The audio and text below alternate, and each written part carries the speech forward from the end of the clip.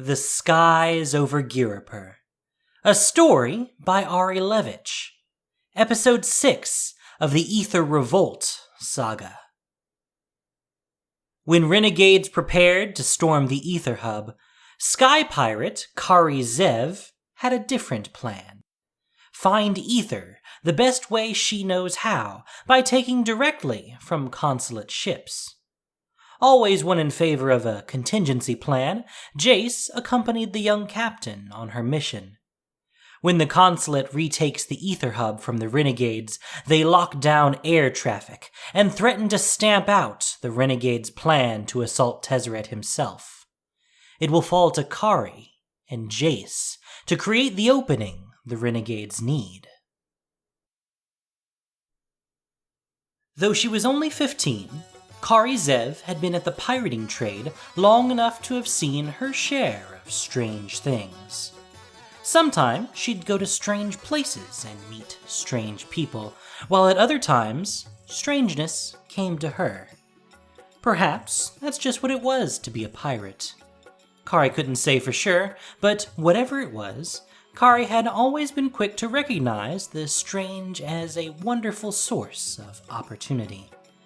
And that's how the notorious young pirate captain found herself aboard a consulate ether-collecting skyship, smuggling canisters of their inventory onto her ship under the approving gaze of consulate stooges, all the while consulting the voice in her head. Of course, the consulate saw none of that, at least not in that way. What they observed was an allied consulate vessel with a loyal consulate crew who'd come to them on official consulate business to requisition ether for the consulate cause. It's quite a trick, Jace. I can't believe it's working. This is the last crate, she thought, though it still felt odd to think at someone. But then, what was typical about this job?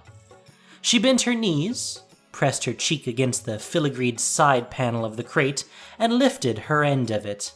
Through gritted teeth, she let out a sharp, abbreviated breath as the load rose off the deck's polished surface, and as the weight of the crate was bit into her fingers, Jace's voice bloomed in her head. Let's just get this done. I'd advise against any more theatrics, though. Theatrics? She was shuffling backward as she conversed in her mind, trusting her crate partner to guide their way across the gangplank that spanned the open space between this ship and hers. What theatrics? As a loyal consulate captain, I simply share my feelings about the filthy renegades. The illusions that mask you, your crew, and your ship are only visual. All I'm saying is don't give them reason to be suspicious. There's a guard to your left, and he's not pleased about this exchange. Kari didn't have to look to know that the guard was watching her, but of course, she did anyway. He was a lanky officer of some rank, with rounded shoulders and gray at his temples. Kari nodded at him as they stepped onto the gangplank. He's following you across. Excellent. I have a lot more to say. I can tell that you're joking, you know. You're still sweating about it, though, aren't you? At last, they were back aboard her ship, Dragon's Smile, though it looked more like a consulate-commissioned cloud cutter, and even she couldn't see through Jace's illusion. Hopefully, neither could this officer, who came around to her as she and her partner lowered the crate to the deck. Kari rubbed her sore fingers and turned to the officer, who stood a full head taller than her. Can I help you with something? He was looking around the ship, and he was doing so in a way that seemed like he wanted her to know that he was looking for something. He's a lieutenant. Lieutenant, can I help you with something? The officer tilted his head down and met her gaze. He started to say something, but his words were lost as a screech from above cut across them, and he leapt back as though to avoid an attack. A monkey! A second screech sounded. Yep, someone's got to run this ship. Clearly relieved, the sailor let out a nervous chuckle, and Kari couldn't resist. What's funny?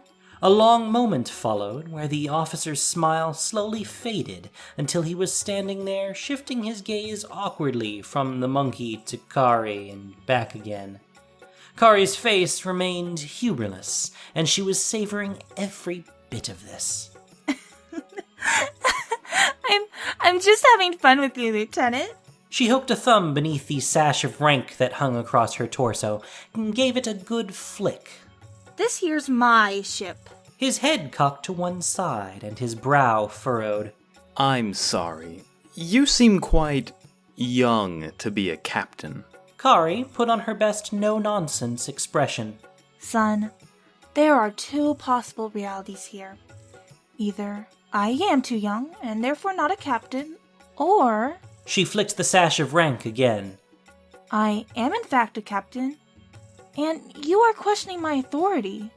Now then, which reality do you suppose is a safer one for you to believe in? Perhaps there's a reason you're still a lieutenant. Think on that. Apologies, Captain. I meant no offense. Kari reached up and brushed off the officer's shoulder. It took everything she had not to laugh. I know. If you meant to offend me, well, then you'd discover a whole other kind of reality. Now go on. She turned her back to them and barked an order at no one in particular. Make ready to shove off! The renegade bills must pay! When the lieutenant departed, Kari had the gangplank hauled in. Soon, the space between the ships began to widen as Kari's pulled away. When she deemed the distance to be sufficient, she thought at Jace. You can drop the trick now. We're well enough away. And before she could finish articulating her thought into words, her consulate uniform dissipated, along with the consulate trappings on her ship. She was no longer Kari Zev, consulate blah, but instead she was back to being Kari Zev, pirate captain. Impressive, Jace. Truly. Now, meet me on deck if you want to see our score. As she waited for the hooded man, she paced the deck of her ship. Even though it was never truly gone, she was glad to have it back.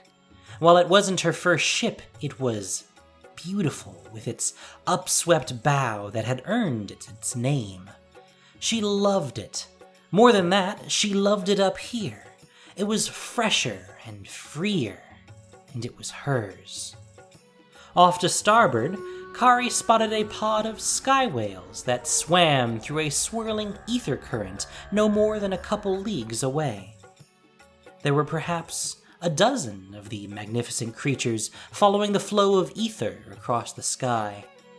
Young were among them, darting between their mammoth elders with a heedlessness that made Kari smile. You shouldn't have done that back there, said Jace when he joined Kari at the crates, and it took her a moment to adjust to the sound of his voice being spoken aloud. It was an unnecessary risk to tear into that officer. You knew that to be true. A risk? Yeah, I suppose, but I'd never be able to forgive myself otherwise. Her hands swept from the direction from which they had flown toward the pile of lifted cargo behind her. You understand that, right? I'm not entirely sure I do. But Kari already wasn't listening. The begoggled monkey, Ragavan, was watching this exchange from atop the heap of crates, and Kari whistled him over. Come, Ragavan, prince of mine. Let's have a look inside, shall we? Kari worked at the latch, and when it slid away, it was the white-furred monkey who hoisted the lid. With a smile, Kari welcomed the familiar blue glow that washed over them. She reached inside and extracted the cylindrical form of an ether canister. The light it emitted came from a glass window set into the middle of its metal casing, and Kari gazed at the swirling gaseous contents within. Then, from over her shoulder, Jace's face appeared. Were you expecting something other than ether? Nope, just appreciating the moment. You should too. After all, your illusion won us all this. She passed the canister over to Jace, who took it with obvious curiosity. Let's get this cargo secured. Bring it below. After a moment, the platform in the center of the deck began to sink into the cargo hold in the belly of Dragon's Smile. As it moved, Kari lifted herself onto one of the other crates and sat at its edge so that her legs dangled. Addressing Jace, who didn't even seem to notice the descent, she said, You know, when I was aboard my first ship, Sun Chaser, my captain used to tell me all the time that the main thing that makes a great pirate is instinct for finding and seizing opportunity. You can't do that, my captain said. You're just a thief with a boat. What I mean is, when all this business with the consulate and the Grand Consul is over, you could come with us. A person of your talents could be pretty useful. No response. Perhaps he hadn't heard her. The platform shuddered into place in the narrow hold below deck. Kari was about to repeat the question, but stopped. Instead, she just watched him turn the cylinder over in his hands, as though he was inspecting it for some hidden meaning that was sealed away within. It was just ether, but he was utterly engrossed. I'm sorry. Did you say something? Never mind, She thought. Instead, she said, "You're not the pirating type, are you?" The canister stopped moving in Jace's hands. He smiled. No. What type do I strike you as? Well, Kari leaned forward, elbows on her knees, and gave Jace a squinting look. not the pirating type, anyway. I suppose not. But what does that entail, the pirating type? How did you come to enjoy this lifestyle? How does anyone come to do anything? Kari shrugged. All I know is that I couldn't imagine doing anything else. Whatever it takes to keep this ship flying, I'll do it. And all this ether She pounded a fist on the lid of the crate she was using as a chair. is going to fetch enough to see that sky remain open to me for at least a little while. Jace set the canister back in its place like it was suddenly contaminated. You intend to sell this ether to the renegades? Let's be clear. I went with you because I thought you could help turn the tide in all this. I can lend a hand with your errands. Just know that I'm here for Tezzeret.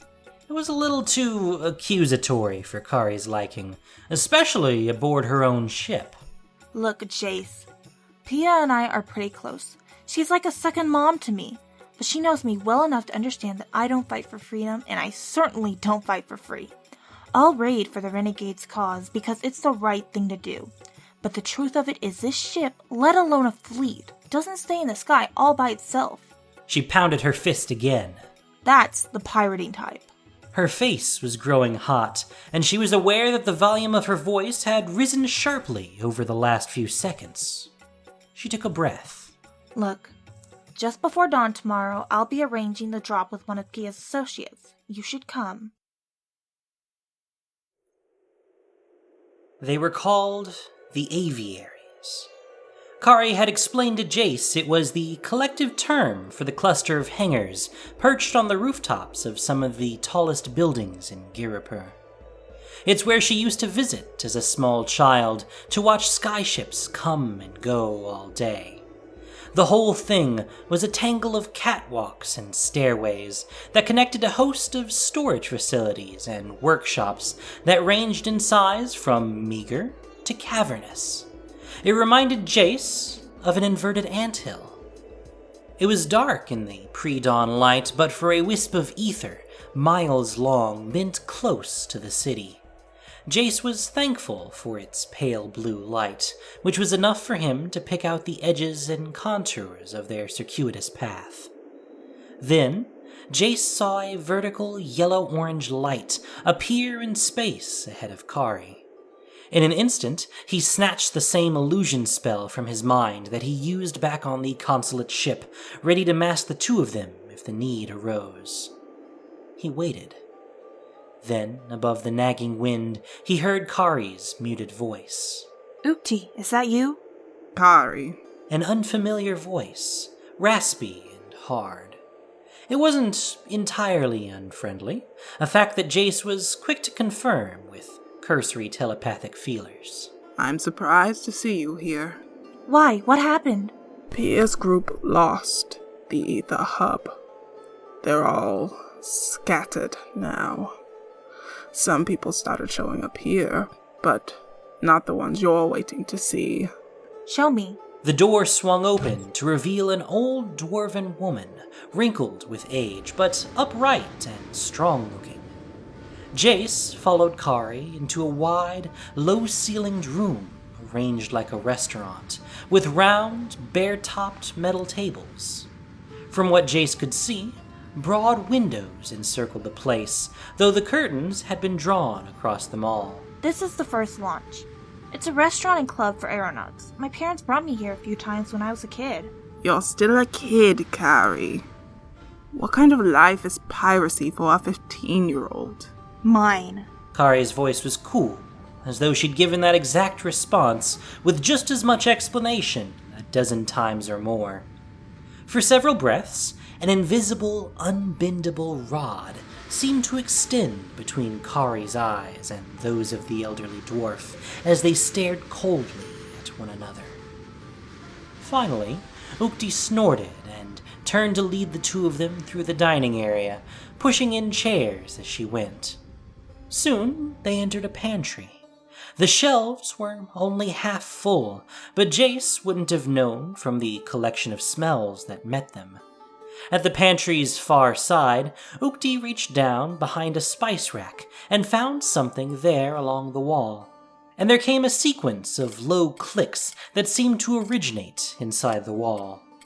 She then tugged at the corner of the shelf, which pivoted inward silently on rollers to reveal a dimly lit, narrow chamber. Within, a slightly narrower stairway with steep, shallow steps led upward to the sound of muffled voices. 5 minds, according to Jace's mental sweep. Through here. Thank you, Ukti. Kari placed her foot atop the first step, but before she could begin ascending, Ukti seized her wrist and shot a glance around to each of the 3 of them. Listen, you are 2 of a handful of people who know about this place. It's my sanctum. You treat it with respect. Jace navigated the steps after Kari. Below him, Ukti closed the secret door, and the only light came from a circular hole in the ceiling where the stairs terminated. As his feet found each progressive rung, Jace thought of his own sanctum on Ravnica. It was his retreat from the pressures of his guild-pact responsibilities, and he'd grown to rely on it. He knew well the importance of a person's sanctum. His head rose through the round portal into a room that was far too small for its current inhabitants. A quick count confirmed his initial assessment, and with Kari, that meant 6 people crammed into a room not much larger than the pantry they had just passed through. Everyone was talking at once, and each person appeared to be carrying on several conversations. In the middle of it all was his own companion. The noise was a little overwhelming, and Jace decided to focus on navigating the final awkward step into the room. He was contemplating his approach when a thick, gauntleted hand reached out from the huddle. Behind it, a voice. It's a tricky one. Take my hand. Jace complied. A strong grip closed around his hand, and he was hoisted into the room. Come on in, Jace. She was pushing her way over to him, and his eyes moved from her to take in the cramped space. Every inch of every wall was covered in what Jace discerned to be aviator equipment and tools. Some of it looked very old. To his left, a metal shelf extended from the wall to form a workbench, and it too was covered in all manner of tiny metal bits and instruments. In the far corner, someone sat in an old, worn chair. A second chair in the other corner filled the remaining space. I'm not sure I can be any more in than I am now. No? Kari smirked and hung an arm over his shoulder. Crows! The conversation in the room quieted as all eyes turned toward Kari. This here is Jace. He's a friend of Renegade Prime's, which means he is one of my friends. He's a talented young man and a promising smuggler. When the conversation resumed, Jace suddenly found himself in the middle of them. Kari recounted their heist from earlier, and after that came the introductions. They were called the Derby Crows. They had been an aeronaut society that raced skyships in the city, but as things with the consulate took a turn, they decided, as a group, to take a more active role in politics. They were at the Aether Hub with Pia when everything fell apart yesterday. Look, I was supposed to make a drop today, but it appears things are a bit more complicated than I was hoping. How bad is it? A dwarf rose to her feet. Around her neck hung a red scarf embroidered with purple scrollwork, and a white tattoo ran down across her right eye from forehead to cheek. Depala was how she'd introduced herself. consulates spread out from Weldfast to the Spire. They formed up around Sky Sovereign. Sky Sovereign. Yeah. Have a look. Laksha, show them what you showed us. The woman Dipala had addressed turned around and slid a small, gear-shaped door to one side. Jace had missed it on his initial read of the room, but it was a very small door, with an opening that was no higher than the woman's chest. She had to duck to pass through it. Come on. Jace, Kari, and Dipala were only able to crowd around the doorway and look out at the woman, who huddled over an apparatus that was perched on a modest platform clinging to the attic's exterior. She didn't seem to mind. There. Have a look for yourselves. And then she pushed her way back into the attic. The apparatus was a collection of lenses fixed in a brass frame, and when it was Jace's turn to peer through them, his entire field of vision was filled with the enormity of what could only be the promised Sky Sovereign, a massive warship that hung heavy in the air like a storm cloud. In the growing light of dawn, Jace could make out scores of smaller escort ships that orbited the flagship. When he rejoined the group inside, Dipala was shaking her head. There's no way the Heart of Kiran's getting through that monster. She spun the replica's tiny propeller as she spoke. After that, no one said anything for a while, and the only sound was Laksha moving the gear door back into place. Kari, we're trying to find a way to buy the Heart of Kiran some time to take flight. It's our best shot against the Spire, but this blockade has completely grounded the renegades. We can't even get our racing crafts. So you have no plan? Dipala threw her hands up. That's what we've been trying to figure out. We need ships, plain and simple. Admittedly, Jace felt a bit out of his element with all the talk of skyships, though he seized on something the young captain had mentioned after their heist. What about your fleet, Kari? You mentioned your fleet earlier. Is that true? Asked the large man who'd lifted Jace into the room, a note of optimism rising in his voice. Kari shot Jace a look. He got the feeling he'd said something wrong, but he was already following that question up with another. Can you send word to them? Wouldn't do much good. She leaned against the workbench shelf and looked at her boots while everyone looked at her. They're near Lothanu. But they're not exactly sky-worthy these days. The Sky Storm's exactly as you described it, Dipala. A monster. It was designed to be a pirate hunter, and it was that and more. When it was done with my fleet, Dragon Smile was the only ship to make it out. You could find the rest of them scattered in a million pieces in the street of the village that destroyed to get to us. Then Kari pointed in Sky Sovereign's direction, as though she could sense it through the wall. All I could do was watch that thing just float away like it was out for a pleasure cruise. Silence once again filled the room. Then Jace stepped toward Kari. Was it a lot of ships?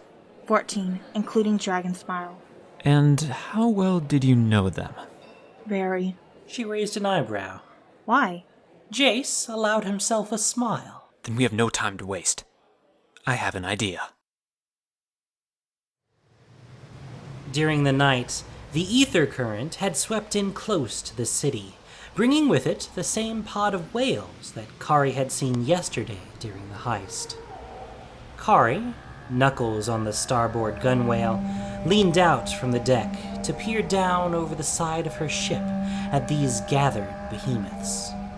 With mouths agape, the whales took turns gulping huge curls of ether, and all along their hides, countless speckles lit up with the ether's warm glow.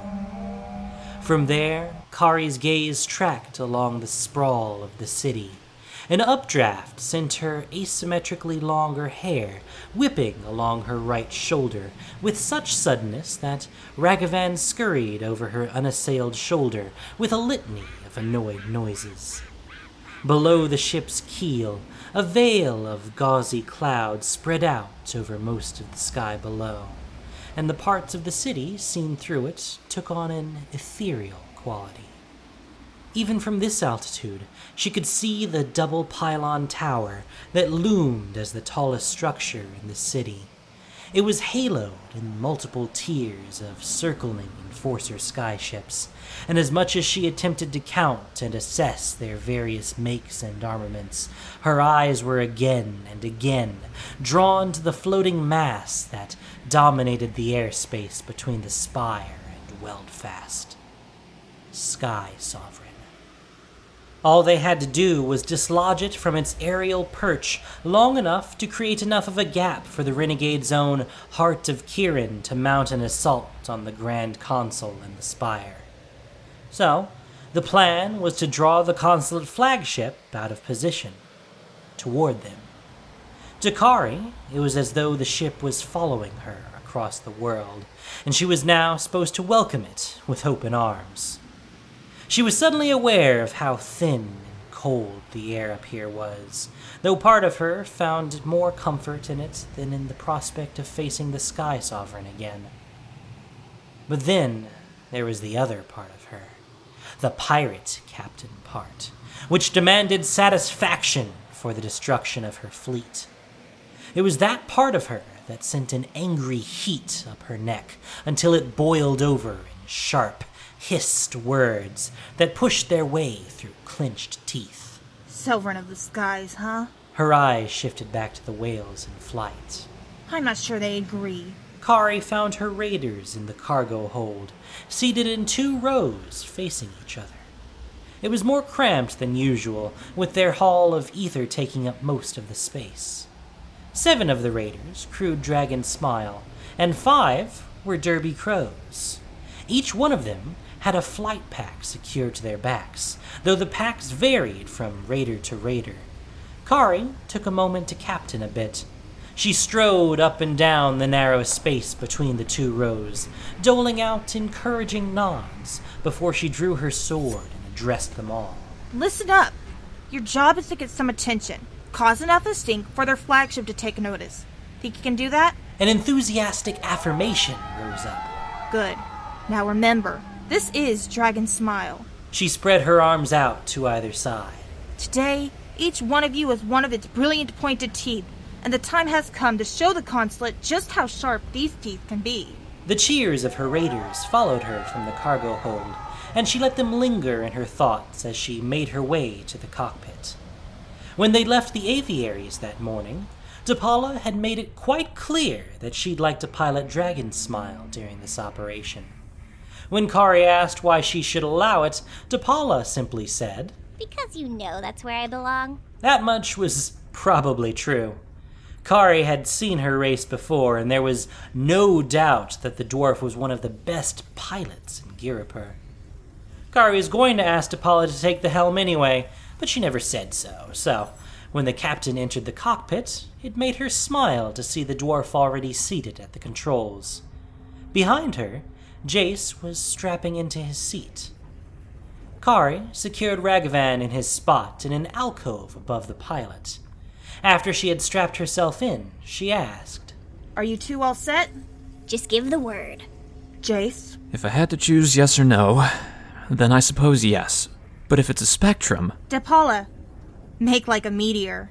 Right away, Captain. Said the dwarf before addressing the crew through the conical end of communication tube that extended from the ceiling of the cockpit. Here we go. Then the engines halted with a low sigh, and even before the quad propellers had stopped rotating, the ship was falling. Air rushed around the vessel, and in seconds its mounting whoosh drowned out all other noises. Her straps kept her secured to her seat, but Kari's stomach felt unmoored in her abdomen. It was a discomfort she was used to, and one even Jace, who sat with his eyes closed, seemed to be handling like it was nothing. Not much time now. At any moment, Depala would re-engage the engines. Through the rounded glass of the cockpit, all Kari could see were flits of white racing up along a background of blue sky. Wisps of cloud, she guessed, but they were moving too fast. Any time now, Depala. Then the skyship's nose dipped, and the cockpit was suddenly leading the descent. All at once, the fast-approaching city swung into view, and so did the tops of dozens of consulate ships, arranged in a multi-layered formation that were impossible to count from their vantage. The abrupt shift in gravity pinned Kari and her insides back, and all she could do was watch the panic that was spreading among the formation as they frantically dispersed at their advance. Look Look at him scatter. How about those engines, DePaula? Another second. She was enjoying this, perhaps a bit too much. And... The dwarf's hand shot forward and cranked the lever to engage the engines. The ship obeyed, as Kari knew it would, and she felt the hum of its 4 rotors working in harmony. Dragon's Smile soared between the first of the consulate ships and through the gap in the blockade. Here we go. DePaula pulled on the control stick, and the ship went into a tight swoop that brought it out of its vertical dive. Then Dragon's Smile was among the consulate fleet, and the ship had to weave between the hostile vessels. There was no time for them to catch their breath, though the same was true for the consulate ships, which were still entangled in their collective scramble. Now, the real work could begin. Stay between them until we deploy.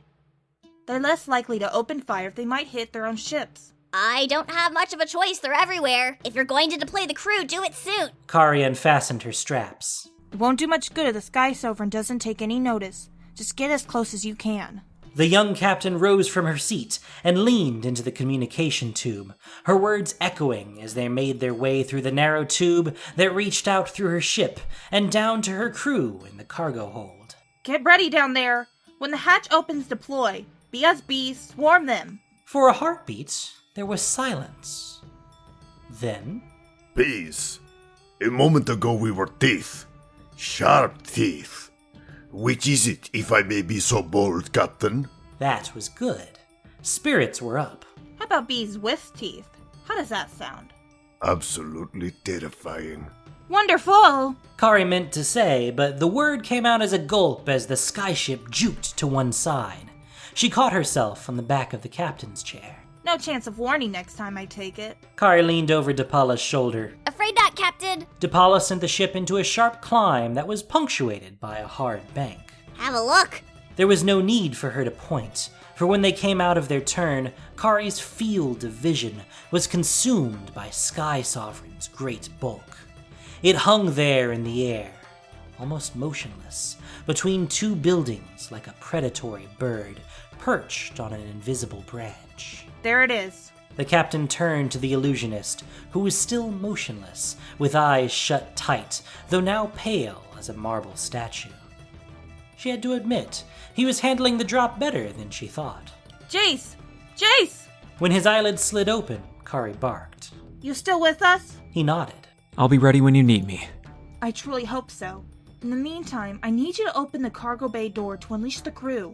Turn that crank until it doesn't crank anymore. She pointed to a metallic disc that hung from the low ceiling above Jace's head. Ragavan, to me! The monkey scurried to her along the netting of the wall, and by the time he was on her shoulder, Jace was at his task. Where are you going? She pulled on a flight pack, and Ragavan had to do some gymnastics to avoid the harness's straps. I'm going topside to see about keeping my deck clear. Kari clasped the contraption's final strap at her waist.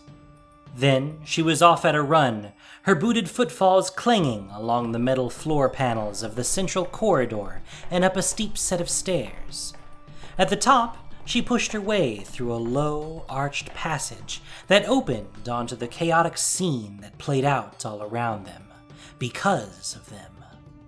Ships were streaking past from every direction, and Kari felt as though she were moving in slow motion against such a frenetic backdrop. Or rather, the whole thing seemed like the inner workings of an elaborate clockwork toy that had been wound too tight.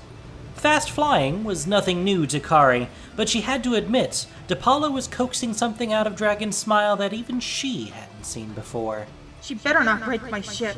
Once at the ship's stern, she was thankful to have the cabin at her back, which protected her from the wind's most insistent clutches. She anchored herself to railing with the cable and winch that was fixed to the bottom of her flight pack. Then she peered down just as the first of her raiders launched from the yawning cargo bay. They emerged as blurs in 2s and 3s until all 12 were airborne, carried along flight packs much like her own. Well done, Jace. Thank you. Jace said, his words startling her with their closeness. Like before, they manifested directly in her mind, but it was as though he'd been walking right behind her this whole time. That crank wasn't easy work. Damn it, Jace! How long have you been lurking in my head? I don't lurk. I was about to let you know that the task was done. Kari's eyes flitted from one group of raiders to the next as they wove through the consulate line like a bunch of angry bees. Then back to Jace. Now I need you to close the bay door, then stay where I can reach you. When I give the command, you know what to do. Of course. You remember everything I showed you? Every detail. Well, let's hope we won't need it. Kari watched a consulate ship suddenly spin out of control when a neighboring vessel struck it with an errant harpoon that was meant for a pair of her raiders.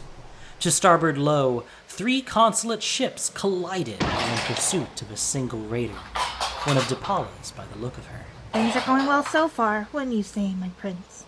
Kari nudged the monkey with her head. Ragavan chittered his agreement, while Kari made a quick mental tally. Run the blockade? Check. Disrupt the consulate formation? Check. But her list was interrupted by a blast that rang out from above. It sent her and Ragavan tumbling to the deck, and with an arm held up to shield her face, Kari looked up to see an ether-born raider leaping from an expanding cloud of what was once a consulate ship.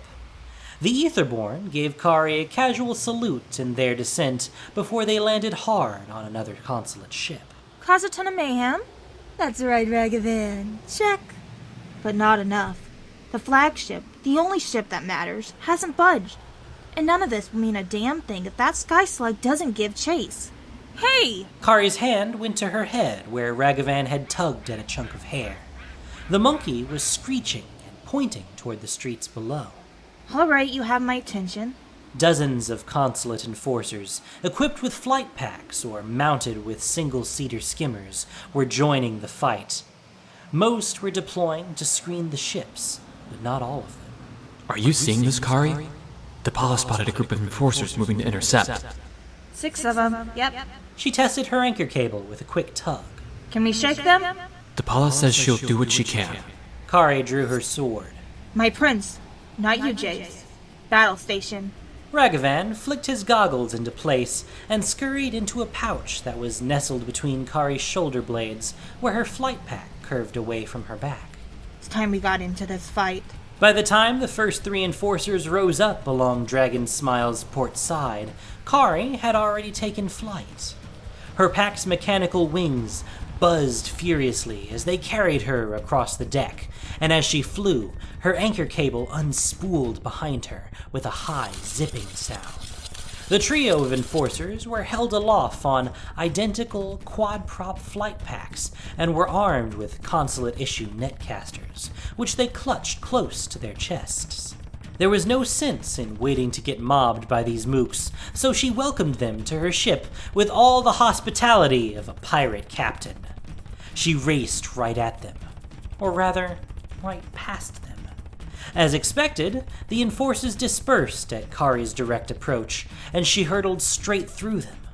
The cable seemed to draw a line in the air as she flew, separating 2 of them from the third. Kari saw this and leaned into a tight turn to sweep around the 2. Before the cable could go slack, Kari engaged the winch's brake and raced back toward the ship. Ragavan, hang on! Kari's cable caught one of the enforcers in the chest with a loud snap, sending Kari catapulting into the second enforcer, a startled dwarf who couldn't raise his weapon in time. With the first enforcer in tow, Kari and the dwarf tumbled to the deck of Dragon Smile. Weapons skidded away, and they grappled there in a heap of wings and propellers as the ship tilted this way and that. There was a dull thud when Kari's elbow connected with the dwarf's cheek, and for half a second, the fight seemed to abandon him. Kari shoved him away, and in the next moment, she was in the air again.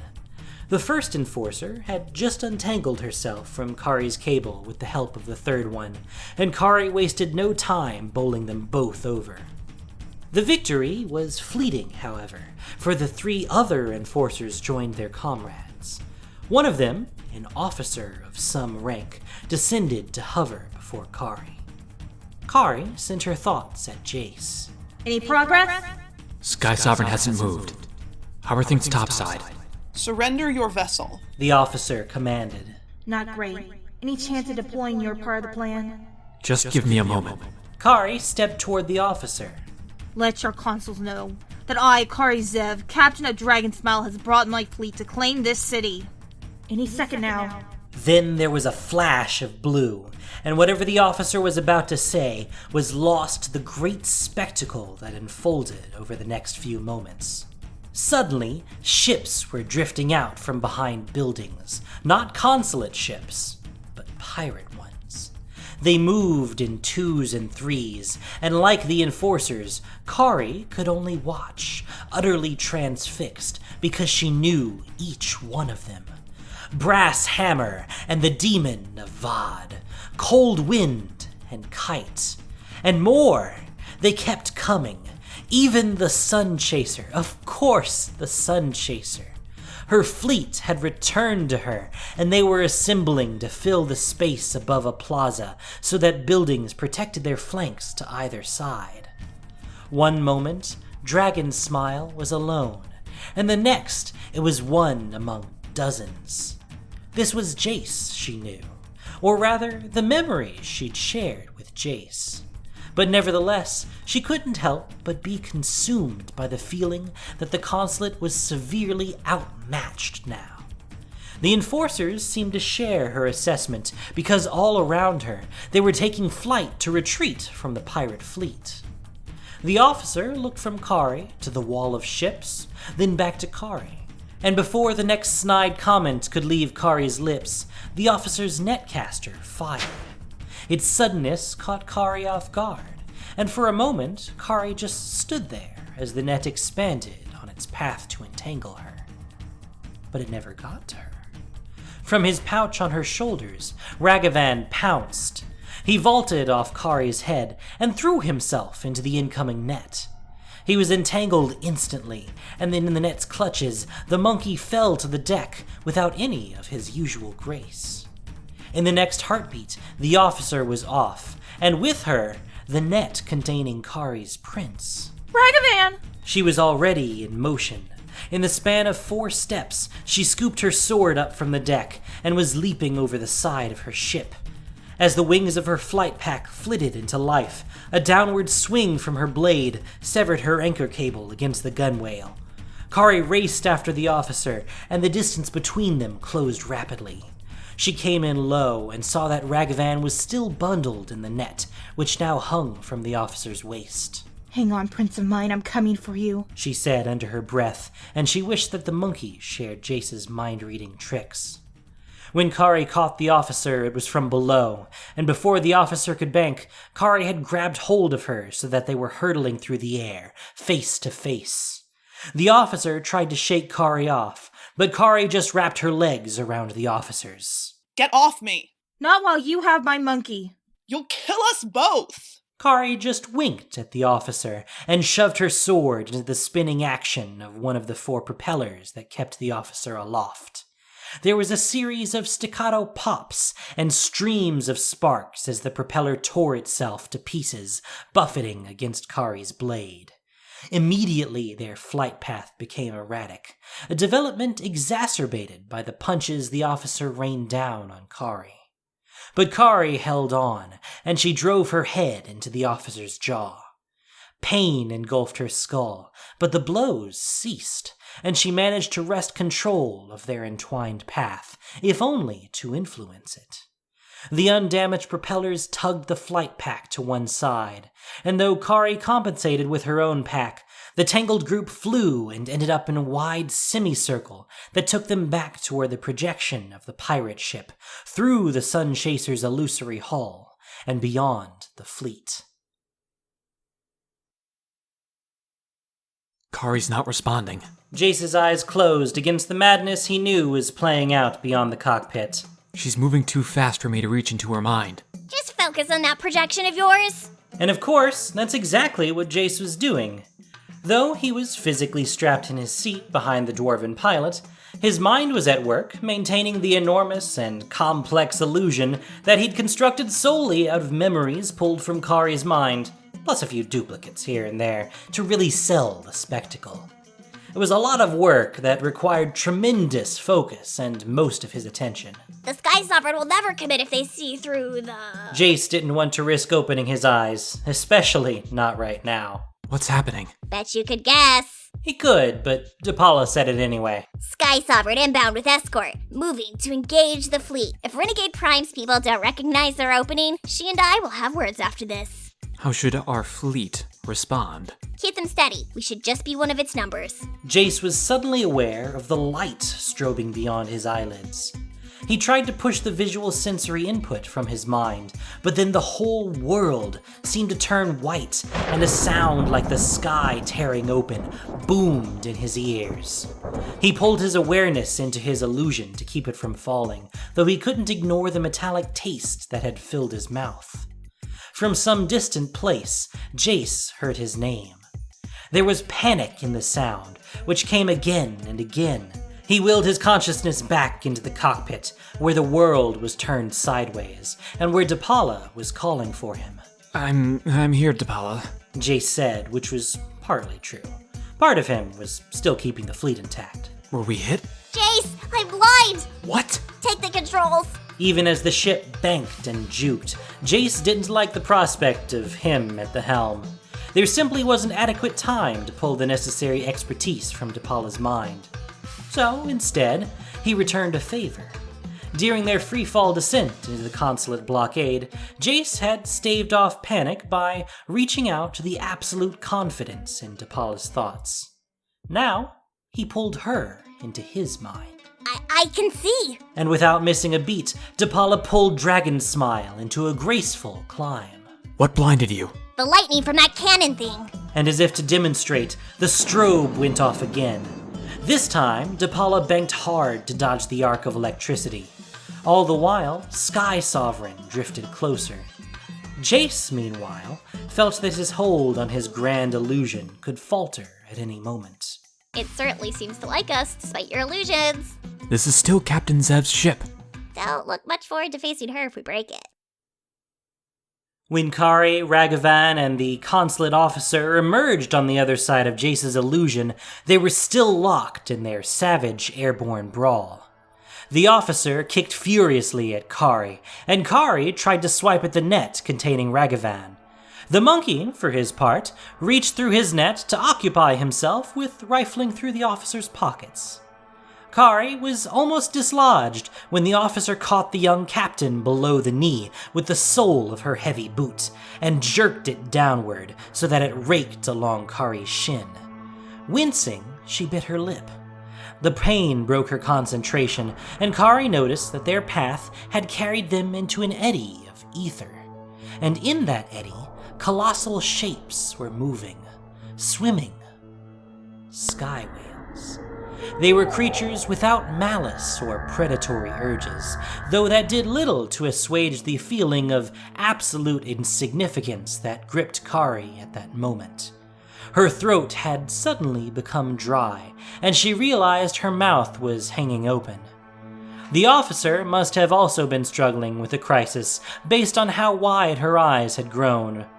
It was in that instant that Kari remembered her prince. She wrenched the gathered net from the officer's waist, pushed away from her stubborn adversary. Once away, she held Ragavan close. One of the whales bent through the air toward them, and for a moment, Kari was face to face with it. Its mouth seemed to go on forever, and the throat grooves that creased its lower jaw were like canyons. She could have been a mote of dust for all the notice the whale reciprocated. Kari! Jace! Sky Sovereign's right on top of us. The heart of Kirin is still grounded. We can't last much longer here. No! She refused to allow Dragon's Smile, the last of her fleet, to meet the same fate. She gave the whale one last look, wheeled around, and sped toward her ship. But then she stopped, and all at once, she saw it. Opportunity. Jace, open the cargo door, and when I give the word, have DePaul jettison my cargo and climb sharply. Jettison the ether? Do I understand that correctly? This is for my fleet.